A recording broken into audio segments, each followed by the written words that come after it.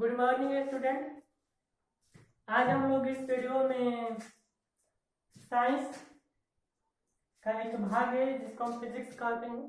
Physics का first part पढ़ेंगे जिसका नाम है प्रकाश का परावर्तन और अपवर्तन। इसे इंग्लिश में हम लोग reflection and refraction of light कहेंगे। तो ध्यान दीजिएगा जी, पाठ का नाम है जी तो प्रकाश का परावर्तन और अपवर्तन। यह पाठ परीक्षा की दृष्टि से VVI पाठ है।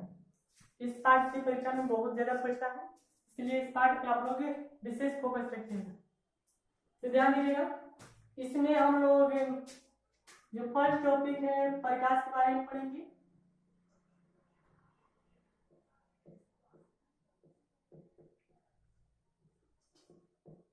ध्यान दीजिएगा, फर्स्ट टॉपिक है लाइट।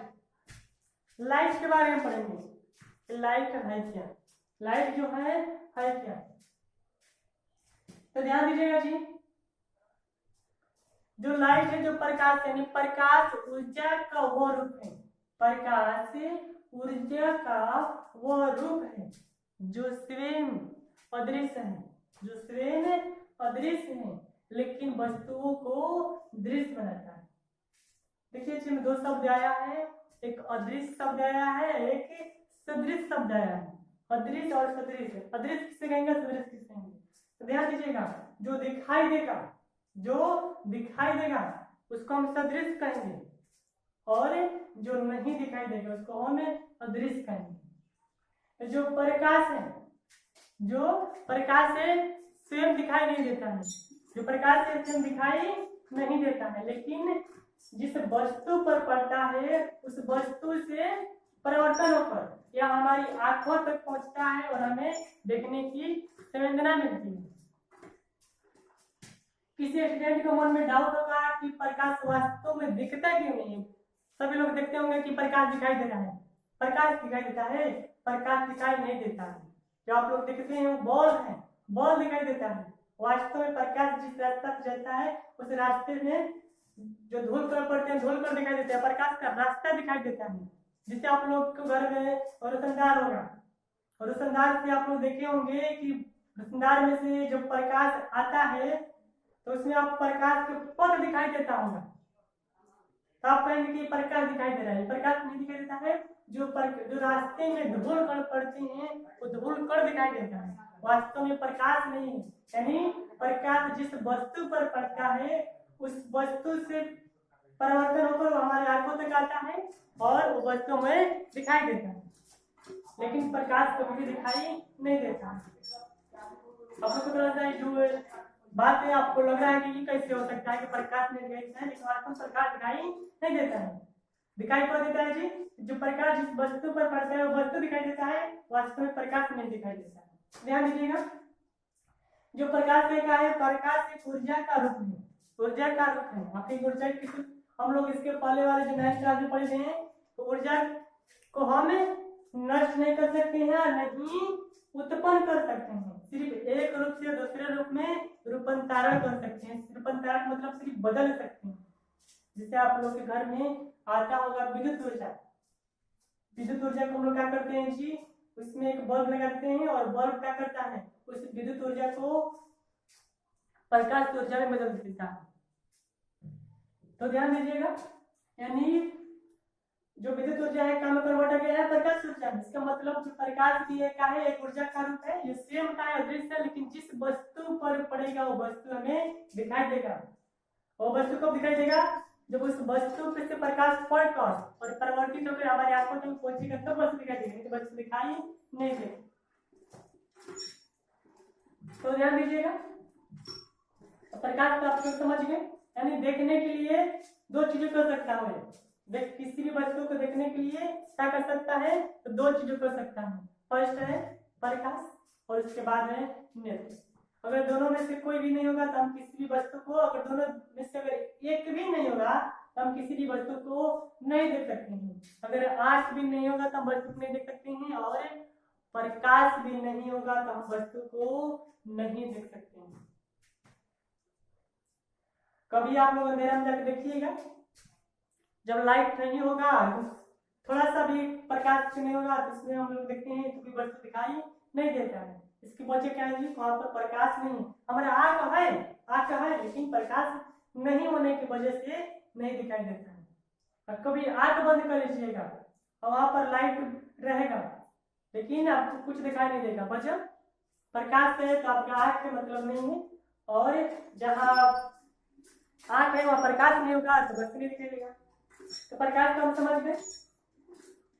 ध्यान दीजिएगा, निर्वात में, निर्वात में चाहे हवा में, निर्वात मतलब होता है जहाँ कुछ भी ना हो, हवा भी ना हो। तो निर्वात में प्रकाश के चाल, जो निर्वात में जो प्रकाश की चाल होता है, ध्यान दीजिएगा जी, 3 गुणे 10⁸ मीटर प्रति सेकंड होता है। और इसका कितना होता है जी, 3 × 10⁸ मीटर प्रति सेकंड। या इसे अगर हम लोग किलोमीटर में कन्वर्ट करें तो कितना हो जाएगा जी, किलोमीटर में कन्वर्ट करने का क्या करना पड़ेगा, 1000 से डिवाइड करना पड़ेगा। डिवाइड मतलब 10⁻3 से भागा देना पड़ेगा। 10⁻3 से भागा देंगे तो क्या हो जाएगा, तो ये हो जाएगा 3 × 10⁵ किलोमीटर पर सेकंड। याद रखिएगा, परीक्षा में पूछता है कि निर्वात में प्रकाश चल कितना होता है। याद रखिएगा, दोनों में से कोई भी ऑप्शन आ सकता है, किलोमीटर वाला और मीटर वाला, दोनों याद रखिएगा। ये तो था प्रकाश। और ध्यान दीजिएगा, जो अगला टॉपिक है किरण।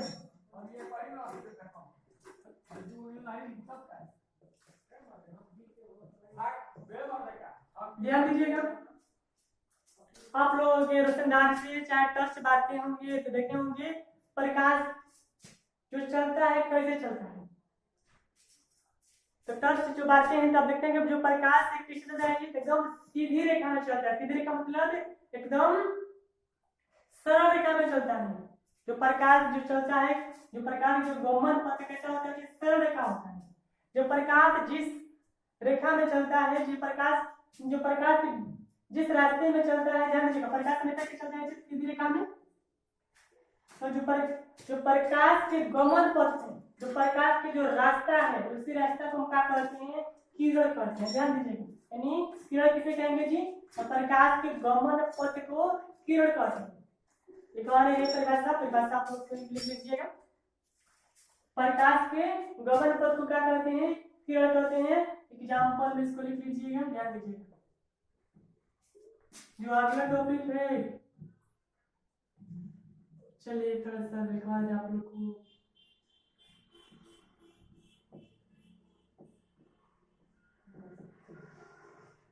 ध्यान दीजिएगा जी, परदीप्त वस्तु।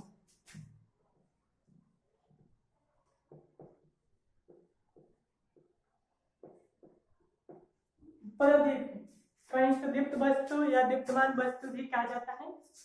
प्रदीप्त का दीप्त वस्तु या दीप्तमान वस्तु भी कहा जाता है। इंग्लिश में कहते हैं लुमिनस। क्या कहते हैं जी, लुमिनस। तो प्रदीप्त वस्तु किसे कहते हैं, तो जिस वस्तु से प्रकाश निकलता है, जिस वस्तु से प्रकाश निकलता है उसे हम प्रदीप्त वस्तु कहते हैं। प्रकाश निकलने वाली वस्तु कौन कौन सी है जी, तो जलता हुआ बल्ब हो जाएगा। और क्या हो जाएगा जी, जुगनू, जिसको आप लोग भगजुगनी कहते हैं, आप लोग देखे होंगे रात में जलती है। और क्या हो जाएगा जी, तो सूर्य हो जाएगा। और क्या हो जाएगा जी, चंद्रमा हो जाएगा। ये जो है प्रदीप्त वस्तु है, जिससे प्रकाश निकलता है उसे हम प्रदीप्त वस्तु कहते हैं। और ध्यान दीजिएगा,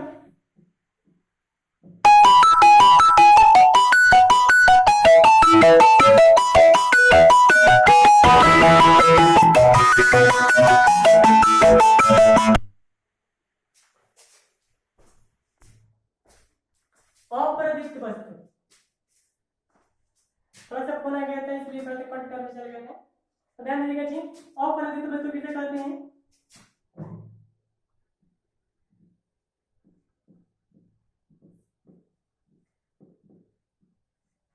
इसे इंग्लिश में हम कहते हैं नॉन लुमिनस।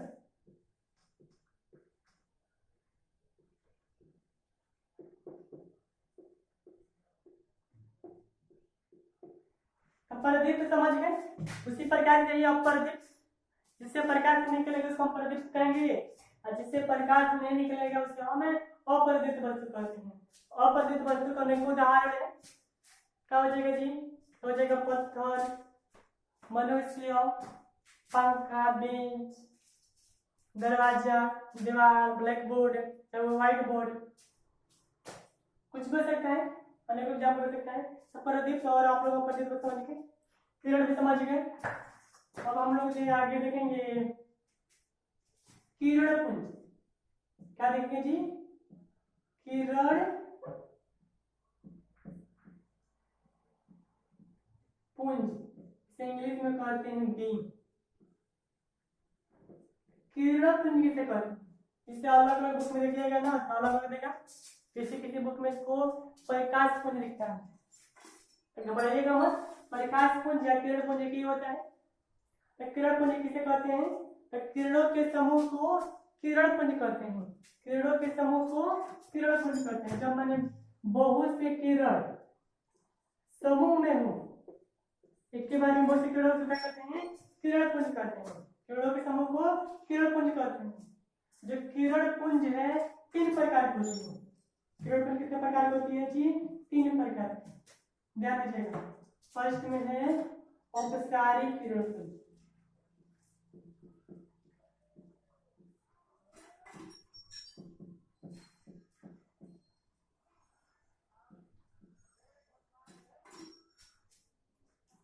दो नंबर में है समांतर किरण पुंज।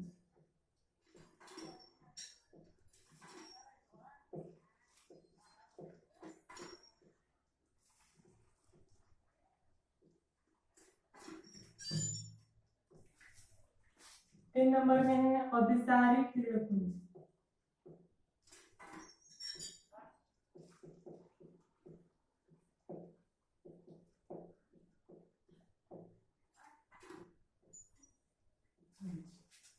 ध्यान दीजिएगा जी, इसे इंग्लिश में कहते हैं डिवर्जिंग।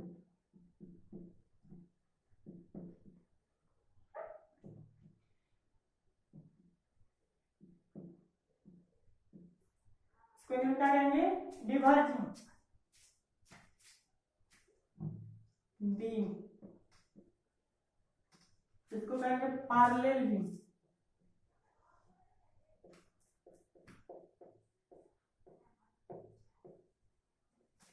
इसको कहेंगे कॉन्वर्जिंग।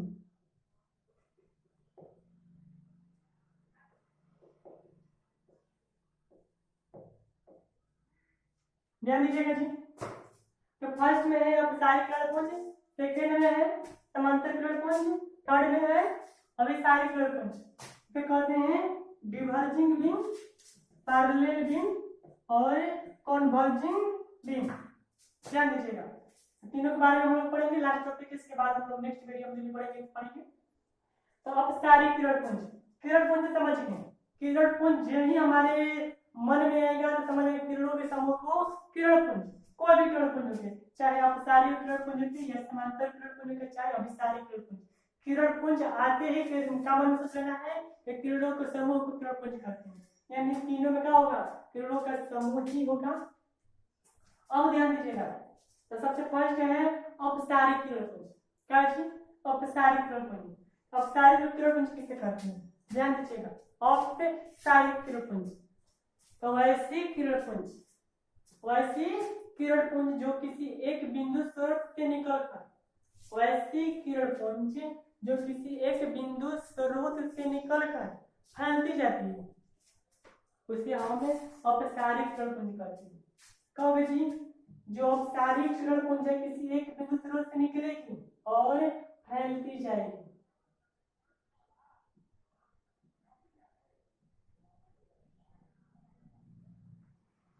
तो ऐसे किरण पुंज को हम क्या कहते हैं? औपचारिक किरण पुंज। समांतर किरण पुंज किसे कहते हैं जी? और ऐसे किरण पुंज जो क्या हो? समांतर। समांतर शब्द से ही आपको नाम पता चल गया होगा इसका परिभाषा। इसको किसे कहेंगे? तो ऐसे किरण पुंज, ऐसे किरणों के समूह जो का हो समांतर हो, इसे क्या कहते हैं? समांतर किरण पुंज।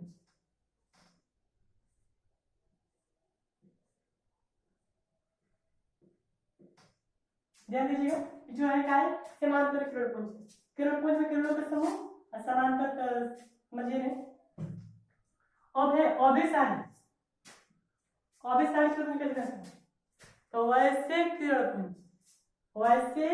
किरण पुंज जो किसी बिंदु स्रोत से या किसी एक बिंदु पर मिलती है। ध्यान दीजिएगा जी। तो इसे हम अभिसारी किरण पुंज कहेंगे। अभिसारी किरण पुंज किसे कहेंगे जी? तो इसमें ध्यान दीजिएगा कि किसी भी एक बिंदु स्रोत से निकलेगा क्या होगा जी? फैलते जाएगा। इसमें जो किरण है समांतर जाएगा। इसमें जो सभी किरण आएगा कैसे है? सभी किरण आके और एक बिंदु पर क्या हो जाएगा? मिल जाएगा। इसमें किरण फैल कर आएगा और सिकुड़ जाएगा। मतलब इसमें किरण जो है सिकुड़ेगा, इसमें फैलेगा और इसमें समांतर जाएगा।